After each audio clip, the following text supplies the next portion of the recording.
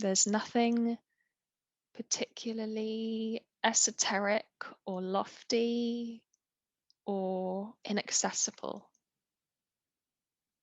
about this.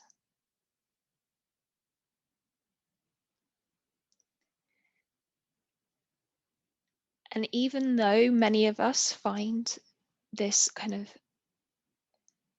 inner relationship, this compassionate inner relationship, challenging, we all experience it because we all have people in our lives who we accept. And we love despite their faults and their weaknesses, which we all have.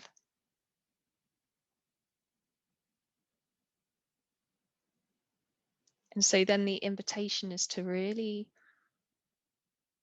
begin the practice, because it is a practice, of extending that to ourselves. And of course, to be able to do that, we have to really start to notice the ways in which we're not extending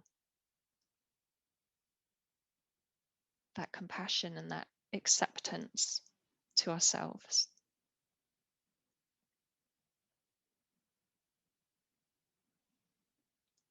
And so you've probably heard it said that, you know, the core kind of wound or the core misunderstanding of the separate sense of self is that there's something wrong with you, that you are deficient in some way,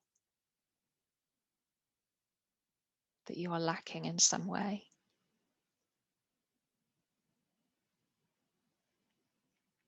And so the way in which we as human beings, the way in which our psyche deals with that sense of deficiency or that belief, that experience that there's something wrong with me, is through being very hard on ourselves,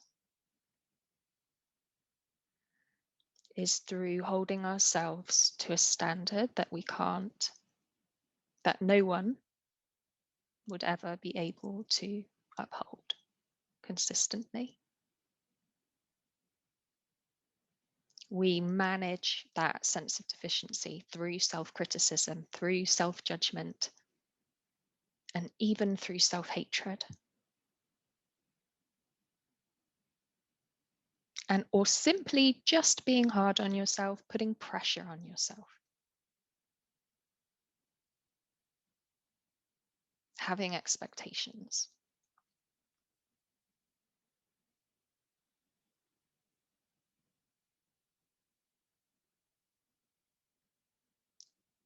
So of course this strategy is very misguided, but that's its function. It's trying to protect us from that wound.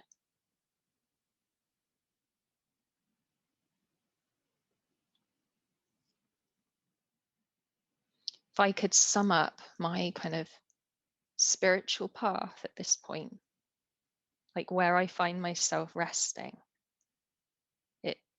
it all comes down to self-compassion.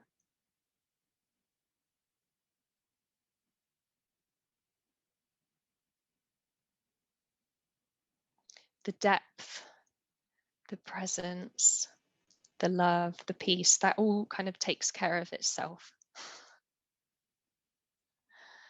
when we can meet ourselves with compassion.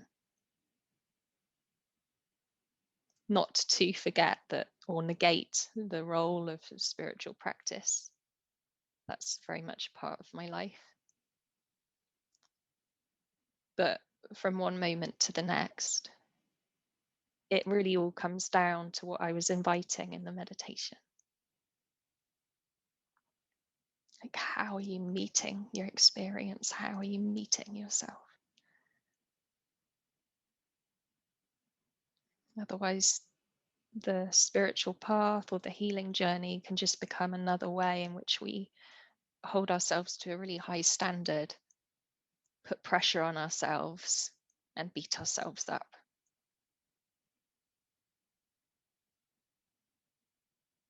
For not being somewhere we think that we should be, for example.